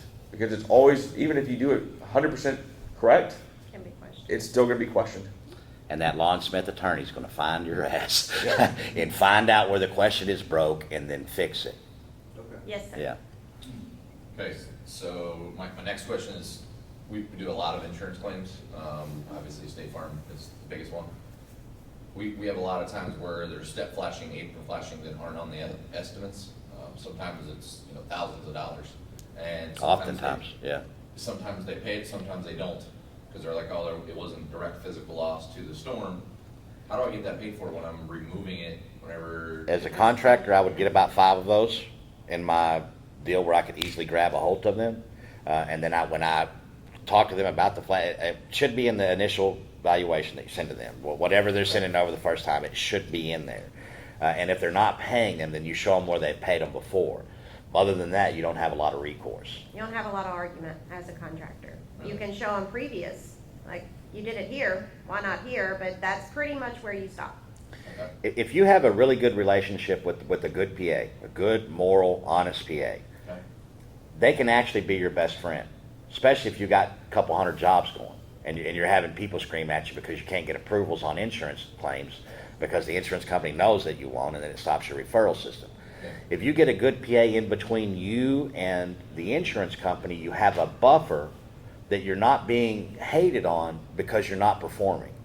So you can go and do the performance on the things that have been paid and then let the public adjuster take the route of the insurance company where they get the proceeds and get them to the insured. There's only one problem with that. The insured may decide not to go with you. The PA shouldn't, he doesn't have any control. We have a ton of contractors that refer us. Some of them I've never met in my life, I've never talked to. Some of them could send 30, 40 claims over and I've never even met them. That's the way the relationship should be. I can't steer the insured towards you. What I can tell you is that most people that bring you to the dance stay with you. And the ones that try to move elsewhere, let them go. Those are the people that you're going to have so much problems with They're in the the problem contract. to begin with. You'll be fighting for the insurance company, then the money comes, you'll be fighting with them. These people will show themselves in that type of scenario. So if you brought them to the party and they decide to go somewhere else, grain of salt and let it go. So I would say 95% of the time, I'm doing a supplement to them after the job is done. Are they legitimate supplements of stuff that you missed, or is it stuff that you were backdooring? It's always flashing, because when I take it off, I mean, there was a job the other day, it was 2 layers, I mean, all the apron flashing, along the whole. See, front of the flashings are house. peculiar, and they're a good thing because it's really simple. Look at any of the manufacturers' products on their installation deal. None of them say that this product is reusable. Flashings are a single-use product. They were only meant to be used one time, and if it's replaced, then they're supposed to go back, and most of the packaging says that. So that packaging would be you need a little package that you hand in. That's why I say get 5 of the ones where you've had them pay at before, and have everything in this little package where it's not a big deal for you to send this package over to them and tell them why. And if they don't pay them, then you're going to need to bring, if you don't have a PA involved, you're going to need to bring in legal representation. Do we have anybody in Ohio? In Ohio that I use? Yeah, we do. PAs and Ohio, I don't know about an attorney, but yeah. He definitely. says I have we one have, there yeah. that we can- Yeah, we have local counsel there as well, or Shaun does. We don't. Shaun does. Yeah, we We'll don't- probably do about 400 claims this year, so. Yeah. Yeah, I appreciate it. Yeah. If I Any could other get their questions? names, that'd be great. Yeah. No? Probably should come to the camp. And while we're not trying to push Where's the that? camp, the camp's in Galveston. Galveston. It's a week long, Okay. Monday through Friday. But it literally will resolve the majority of what you've got going on as to where things go, what happens, and when they should happen. But it also, and this is key, especially for the contractors that take the course, you get put into another forum that's only graduates. It's only people that understand what it is that you understand that's in there, which means if I'm going to work with any of these people, I want to try to go to the people that I know what's going on first. Yeah. We're at this conference, and we understand that a bunch of the people at this conference have no clue what's going on. And they're some of the loudest voices, Okay. right? So, Well, it teaches you, Yeah. it tells you the knowledge of what to expect from your referring PA as well, and attorney. Yep. So no Or it matter might say what. to you that, hey, we this business model that we've got now, we're doing 400 claims and I'm only clearing X amount of dollars. And I have all this damn liability and I have all these guys on the roofs, people shitting in the corners and Home Depot buckets. Yeah, I was a contractor, heavy duty. We've seen all that crap. Hey, your guys back there pissing over the fence. All of this liability and things that we have. The second that I moved over to becoming a PA, well, our first and our third client as PIAs. The first client took an ad out in the local paper praising us, telling everybody in the world that they should hire us. We didn't have anything to do with that. Cookies, did all The kinds of third one stuff. made us cookies. Yeah. We've put second floor additions on houses that didn't have a second floor. And those assholes never baked me cookies. They never put an ad. When we were done, we were happy to be away from each other. I'm tired of your Yeah. shit. You're tired of my shit. You go that way and I'm going this way. Job's good. Everything's fine. But we're not friendly anymore because if this was, most people don't understand any kind of renovation, whether it be insurance, whether you're adding a room addition, whether you're doing whatever it is. Stressful. Stressful. Nothing's It happening. takes time. Nothing's happening. And then all of a sudden the sheetrock goes up and they're like, oh my gosh, y'all got so much done. No. Yeah, there's You a bunch of had to background get the shit in there. foundation done first. You had to get everything else done first. So yeah, it was ridiculous. And the overhead from being a GC to PA is like substantial savings of money. Well, you start to Yeah, learn, and you know, all of there's a, you know, we were talking about macro this morning, Shaun and I were, and his thought process on things, and this is a perfect, how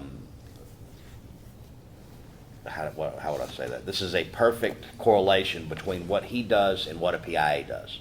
Shaun, you got to have a lot of years of college to go to law school and to be able to go in and earn, and then once you do all that, then you've got to go through the preliminaries. As a PIA, you can go get your license in the next couple of days. You can have it, and you can legitimately begin to charge 10% of the claim file without having any of that. What is your margins that you're making on these claims? Right now, Yeah, You your know. profit. The real, do you know? 40%. 40%. And you're adding all the cost in there and everything that you got. Everything. And the finance time that it took to get it from point A to point B and I the would- taxes. No, the time's not added in there, but. I mean, But the time is real. Yeah. You understand that we're not going to wake up one day. Yeah. We'll go to bed the last time and there will be no more time. My All- time all is my costs. worth something. The time that I put it out is worth something. The 40% margin is a really good margin. If you're making 40% right now, your business model should be fine. But I suspect, and this was me, I thought I was making a lot more money than I was until I actually got an accountant involved, and the accountant said, look here, you paid people some money to do some of these jobs, and you didn't make anywhere as much as you thought you did, but we didn't actually know till we broke it down and we put it out, and the tax person got a hold of it and said, okay, we've done away with all of the write-offs that we can do, we put all the cost out that we can do, and this is what you have left over. What? What happened? Yes. Go I ahead. was gonna say, because our margins are around 40% too, but that tax bill almost like. Well, I think that oftentimes we're not counting the true cost, as we talked about just now. That was just one issue that we talked about, time and the financing. Does anybody give you free money? Not unless you have really good credit and they're trying to get rid of whatever it is that they have. So if you're financing all of this stuff, what you're doing is you're subsidizing the insurance company's profits by allowing them to use your money to finance and make more money out of it, and they're not giving you anything for it. Are you a DBA or LLC? LLC. Same. Good. But we're gonna go to S corp. Why? The tax guy downstairs with the hat on. Get a couple of Buy the opinions. Audi? Yeah, get a couple of opinions. Wait a minute. Yeah, get a couple of opinions. Yeah, we don't want to shit on anybody or what they're doing, but what I would say is before you made a big She said one. honking leaking, did you pay that guy? No, So that information was worth what? 0 free. Yeah. You're not Yeah, paying you me should pay the either, people- however, I'm just letting you know, in 1965, they did the S Corp LLC. That allows anybody under 3.2 mil to file, get extra write-offs, and We have a bunch of companies No. and we go through this often, is why she does all that. Wait, why is it bad? Huh? Why is it not a good idea? What do To you go mean? to an S corp because you're gonna limit yourself on your write-offs, your meals and expenses time away from traveling. They won't be allowed to be written off. You'll be limited on all kinds of things if you get away from, you can have an S corp LLC. So that's the way that you need to go, as long as you're under 3.2 mil a year. That way you can still have additional write-offs, and the meals and entertainment and travel and all of the uniforms and all of that stuff is not a 50% rather than 100%. Do you have a tax person that you might be able to refer me to? In Ohio, Maryland. Maryland, Yeah. He's Ohio, Maryland. you got some of your attorneys that might know an Joseph accounting. would be good to I ask asked that around, question I'm not because sure. whoever And he yeah, uses Joseph Kreiner, would yeah. understand what you're doing. I got you. Yeah. But let me ask you a simple question. Do you want to give me advice for free? Nope. Your services are worth something, right? Your knowledge and everything that you've built in your entire life to get you to where you are today, not free. Exactly. Expecting somebody to give you tax information, legal information, insurance information without actually paying for it, you don't want to do it, right? Number one rule, don't do something to somebody else that you don't want done to you. If you're going to want to use that information for your business or for any purpose, hire somebody, pay them, and then hold their damn feet to the fire if Yeah. something goes wrong. Yeah. That's why you hire, and what we're doing is we're removing the liability from you. You hired somebody that was licensed to do this thing in this way. If they mess that up, they should have an errors and omissions policy that covers them and covers you in the event that that costs you a bunch of money. But you won't get any of that unless you issue payment. Payment has to be tendered. They have to make a legal contract, offer an acceptance. There has to be some things going on. But once that's done, you should have a better peace of mind than at any other time because you've actually took it to the people that were supposed to do it and allowed them to do so. And then got the best options for you because, you know, your business model may be completely different and your accountant may look at it and say, hey, you know, the S-Corp is not good for you because of this one outlier. Yep. And that's the main point that I'm trying to get across to. Nobody will ever know until that person knows what your books look like and what you're trying to do with them. So anybody trying to give you information out of that is just some free information that they're telling you that you should maybe look at this direction. So just to clarify, Melanie, I know this is financial information, not financial advice. But you have No, three. you should always consult an accountant. So Good you have disclaimer from both of y'all. Yes. Yes. He was out of trouble. Got it. So we have three entities: LLC, S Corp, and LLC treated as S Corp. Your personal preference is LLC treated as S Corp. No, you have a C Corp, S Corp. LLCs are just limited liability companies. You can do different incorporations and different elections. But S Corp LLC is what's there for $3 million or lower, and it gives you additional write-offs. But always consult with an accountant because I am not giving accounting advice. I'm just saying you need to definitely go to the accounting. Okay. So LLC treated as S Corp. Correct. Is my opinion that public Understood. adjusters should stick with. And the fishing that y'all are doing right now is excellent. Getting the answers, getting the information. You wouldn't know the right questions to ask this person unless you got some of this free information to kind of guide you in a position to go towards that, to where you're actually asking some questions that the person can answer. The And if main they thing can with answer those, then you accountants need to find another is you accountant. need to see if they know about the non-employee compensation or the miscellaneous. How did y'all file 1099 miscellaneous or 1099 NECs? Or y'all employees. See that you looking around? Yeah, Yeah, I love that. Yeah, yeah. Well, that's literally the first question I ask accountants because Well, last year the NEC got incorporated, and if I'm asking them what an NEC is and they're like, what's that?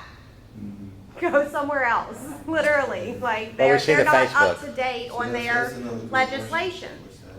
We see Facebook memes that say, NEC, non-employee compensation. And that's that versus a 1099 miscellaneous. you know, we see the Facebook post that says, you know, if my friend is an accountant, I'm hiring my friend. If my friend is a real estate person, I'm hiring my friend.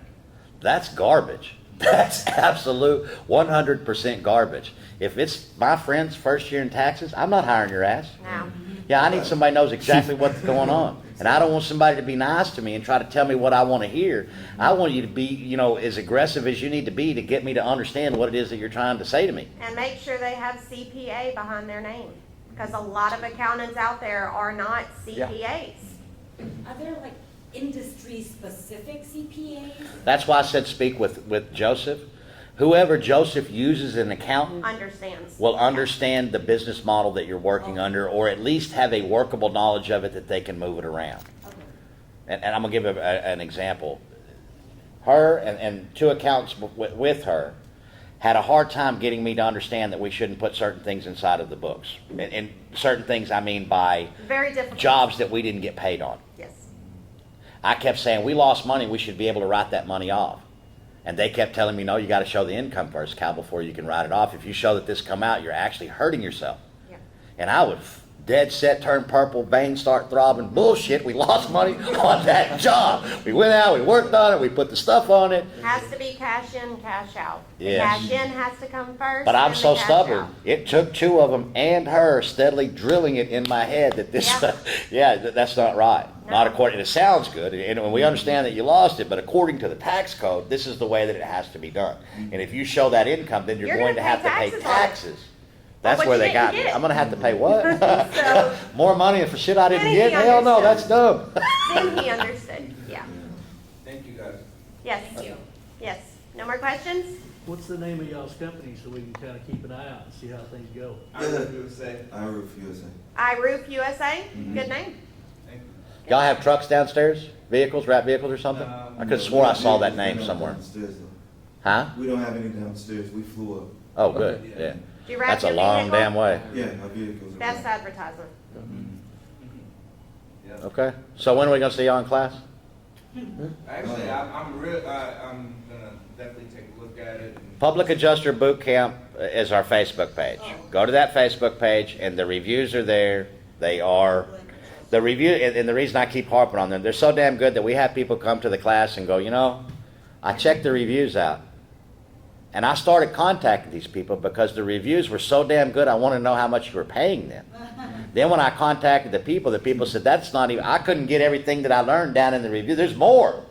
So that's how good they are, but that is the process is taught. Here we're giving, you know, we can't give you a whole course in 45 minutes or an hour, 2 hours. I think we've been 2 now. But what we can do when you get to the boot camp is structured. Yeah, we're not talking about opinions. We're not doing any of that stuff. We start in the morning. Shaun takes from 8 o'clock in the morning till 10 o'clock in the morning. He goes over the legal process. You have questions, ask him. He's one of the best legal minds in the country. Melanie takes administrative and pretty much every business aspect of it from 10 a.m. to 12. Y'all go to lunch, y'all come back, and then I take from 1 to 5, and we go over actual policy and application. And we have the construction background. We did a third of Keesler Air Force Base in one fell swoop as a builder. You know, I don't know if you know what that means. That's 200 plus deals in one thing in a federal facility. We were big contractor. We built a lot, did a whole bunch of stuff, and we're very successful at that until I realized my liability, that 40% margin that you're making, could be 8 completely up on one claim that went south. And they got an attorney in and they come in and then cost you all those charges. How many days is the boot camp? 5. 5 days. Monday through Friday. It's a 40-hour week. Yes. Monday through Friday, 8 a.m. till 5-ish, We normally go over. every day. Okay. Yeah, we're not watching the clock to get out of there. If you by 5 o'clock, we still need to move on. We've stayed in there till 7 or 8 o'clock at night. Except for Fridays. I end with me, and I normally let out about 2 o'clock at the latest. That way, if you have to do a Friday flight, y'all can catch a flight. We've learned that Fridays, getting back, the way that the airports run, I would suggest that if you come, you fly in through Houston Hobby. It's a smaller Lot closer. airport. It's Not much easier to navigate, to get around, and it's closer to us. Bush International is a monster. It's nasty, ugly, horrible, And huge. it's an hour and a half away. I don't want no part of it. Houston Hobby Yeah. is 32 miles away. Okay. So And the fly in island's the small. Hobby. Island's really small. And it's tourist island, so it's not hard to find accommodations. Everything is there to make it as easy as it possibly can. And then we'll have a conference there in May. We have our own conference, Policyholder Preservation Association of America or PPA of America, easier. We do a conference May 18th through the 20th annually. This will be our second one. And it has about the same caliber of reviews as the boot camp does. This is good. We need Win the Storm. This is our third year at Win the Storm as vendors, our third year being here. We will be back again next year. It's very good for us. The pageantry, everything that's here, necessary for somebody to do, but it's not what we do. We are geared towards straight education. That's what we want to do at the conference. That's what the conference does. We want you to be able to do just like you did in this room today. We want you to be able to walk in here, speak with the people that are here, get real answers, and walk out of here and do what? Implement right away. Implement right away. Yes. And we notice on the class, we're not educators. None of the three of us started out as educators, and I can't speak for Shaun, but I know Melanie and myself, if you would have told us 10 years ago, hey, you folks are going to be up teaching a whole classroom with 20 plus people once a month for an entire week, and you're really going to like it. You're full of shit. I don't do any of that. I'm not doing any of that. Yet here we are. But in saying that, we've gotten better and better at each class. We've gotten better at what we do, how we do it, and how we perform it. We have many people that have come through the class 2 times, and quite a few that have come through the class 3 times. The class is constantly evolving. The law evolves, everything evolves. We should evolve along with it. And we keep it 22 or so, that way it can be open discussions. And we don't go too late into the days. So that's all. Well, in the beginning, Monday, we would go have Monday, and at the end of the day, Monday, we would inevitably have several of the people firing off emails, firing off things, trying to implement what they learned today. It's not the best thing, also. We learned, we need to make sure that everybody understands, wait till Friday. Don't fire off anything, respond with what you have to respond to, but don't do anything until Friday, because You gotta get the full process down. you got to get the full process. You send something out on Monday evening, and then Tuesday morning you walk in and you learn something else and go, son of a bitch. That would have strengthened the entire thing. And guess what Wednesday does? Same. Each day builds upon the day before it. And by the time that you hit Friday, you have a really good, Clint Adams, he was, I think, in the second class. I keep grabbing, I don't know why. Yes, he was in second. Clint was in the second class, and on Wednesday evening, he fired off an email. He had a claim for $460,000 that they had been holding the money on him for over 6 months. On Wednesday, he fired off an email from what he got in the class. Thursday morning, he gives me a phone. He says, son of a bitch, check this shit out. And the insured sent him a copy of the screenshot that he fired off that email that night. That morning, they sent him a FedEx check overnight for $460,000.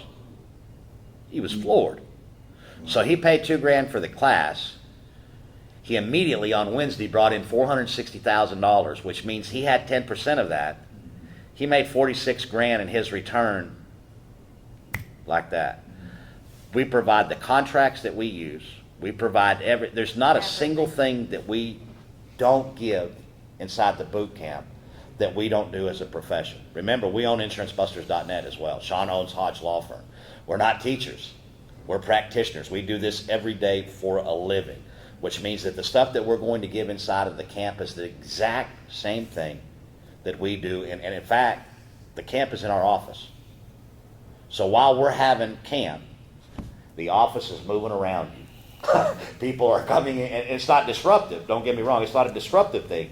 It is simply the practice of us moving forward and doing precisely what we're supposed to be doing. What is the dates? The conference, I would write down PPAofamerica.com. That's the website, and the dates are May 18th to the 20th. For the conference, and the boot camp's once a month. Oh, that's what Yeah. I'm talking about. Oh, the boot camp's once a month. The next one's March 7th through the 11th. And it's posted up, if you go to every month, good. Yes. Yeah, and you can, Once a month, every month. mypabc.com is our website. You can go straight to it, and it had the next course that's up there will always be the first thing that you see. Yep, 7th through 11th of March. April Okay, I got one last question. April's the 18th through the 22nd. Okay. When is overhead and profit allowed to be paid? There's no allowance. It's Or due on like, every claim. when- Due on Every every claim. claim. For it. It's not a Insurance- cost of doing business. Insurance is how many trades? That's what they say. How many trades is insurance? One? How many trades are the attorneys who defend them in these shitty ass suits? One? Do both of them? regularly and customarily bill for that overhead and profit they're denying you? Probably. Absolutely. Look at demo and RFG. Okay. They're switching the removal to demo. The same guys that require anybody to be on that roof to have what kind of insurance? Workman's comp. The guy that are demanding that you have it are refusing to pay for what they demand. That's how shitty this thing has gotten. And that's how open they are about doing what they're doing. You demand overhead and profit on everything that you bill for as an insurance company, and that all of your costs, think about the attorneys. When the attorney bill comes in, copying, 30 cents. We did this over here. You know, every cost is absolutely detailed down to what it is. Carrier's the same way. They're billing if you have flood is run by the federal government, but it's actually administered by a third-party administrative deal, which is a carrier. Normally a carrier. Do you think when that carrier sends that bill to the flood deal that they don't have their overhead and profit in that? What is the difference with you? Should be on every single claim, and do not remove it for any reason, and it shouldn't be at 10 and 10. What I would suggest you do is when you get home, you have a local bank that you do business with, Yes. and you have a commercial account there. Yes. Yeah, I would go in there and talk to your banker. And I would specifically talk to them in an area of, hey, I need a loan. Here's my business model. Here's what's going on. What do I need to make on each claim before you decide that I'm credit worthy? And mention 10 and 10 to them. It's like having a 400 credit score and going to try to buy a house. The first thing they're going to ask you is what your credit score is. If you didn't hit the 600-point barrier that they want, they're not even going to speak with you. If you tell them that when you do get paid, and let's look at it just common sense wise, I'm going to take this job, I'm going to take all the responsibility, I'm going to put everything on here and do everything that I can, and at the end of the day, if none of my people made a mistake, if I myself didn't make a mistake writing the valuation, all of this stuff had happened, the very best that I could hope to get would be what? 20%? Yeah, the reason that you need a loan is because you can't pay your bills off what you're making. You don't need a loan to expand. You don't need a loan to go do this other thing. You need a loan to make ends meet, which means what? You're not charging enough money. Okay. And I see that as being the biggest thing. And I hear the 40% often. I really do. And no disrespect to you whatsoever. But I found that every time that I started going down the rabbit hole trying to ask about specific things of whether they have been taken into the account, I almost every single time inevitably find a long litany of things that aren't being included. Then we start including those things. That 40% does what? Diminish. Goes down. And then we get down to that real absolute number and then ask the the mortgage company, will you loan me money based on this model? And that answer will be the answer of why you need to charge overhead and profit on every single job. Again, we're not practicing. I'm not doing this to practice anymore. All my practicing shit's been done a long time ago. I'm going to work, and I should earn for that work that I have. And not only should I earn, but when I'm doing your work that's not paying overhead and profit, what am I not doing? The job overhead that does pay overhead and profit. So I'm taking away from what I'm doing to get this stuff done. While that is a choice, it's not a very good one. We're in business and we need to take the claim. And if I tell this person I'm not going to take their work, are they going to refer me? No. Where's most of the work come from? Door knocking and referring. Yeah. So all of those things are controls that the insurance company's gotten really good at controlling. Yeah, wrest the control back from them. Take the control back and put it back where it belongs. Insurance companies shouldn't be telling you what you do with your company. Your demand should be solid. It should be the real number, and it should be there from the beginning. Nothing changed unless you opened up the damn decking and you look down there and the rafter is rotted. They'll tell you don't use rod, and I would agree with them to a certain extent, but would we be dealing with this rod if we hadn't have had the insurance claim? Do I have something to put the decking back to? Then they're going to cover those things, but that would be an actual supplement item, something that we couldn't have seen from the ground, or without destructive testing. So once we get to that destructive testing, which would be in your case the application, actually putting the roof on, there should be no thing that we're looking at that we didn't know down below. If we got up and we walked this roof, we know where the flashings go, we know where the chimney flashing is, we know where the L flashing is, we know all of your caps, we know we had to remove the solar, put the solar back. All of these things are known and should be upfront as a reasonable and necessary item on your demand, and they should include minimum 15% and 15%. Yeah, that whole 10%, we have valuations from Allstate back when we first began of the 15 and 14 run on a cumulative basis as a standard. 29%. Some smart bean counter got up one day and said, hey, Don't do that anymore. we don't have to do this. We don't, yeah, we're kind of writing the rules after the fact. We'll pay whatever we pay whenever we decide to pay it, and if we do pay it, it's going to be 10 and 10. Go ahead. I have to get, cause we have to get going, contact information, and Shaun, I wanted to chat with you too, you know, your business card, stuff like that. You have those or? We didn't bring any of that up there because we were trying to keep this from being a, that push. But we do have a booth down at 903 A and B, and they have everything over there that you could possibly want. They're also doing a raffle over there. We raffled the first 2 days, 2 camps, which is $2K a piece, 2 sets of steep gear, and then 2 sets of the bully bag kits. We did that yesterday and the day before. Today we will do the exact same thing, but the final drawing today at 4 actually includes a Matterport. Yeah, so I would go down there, get registered, get your information, and there's more of our people are down there as well.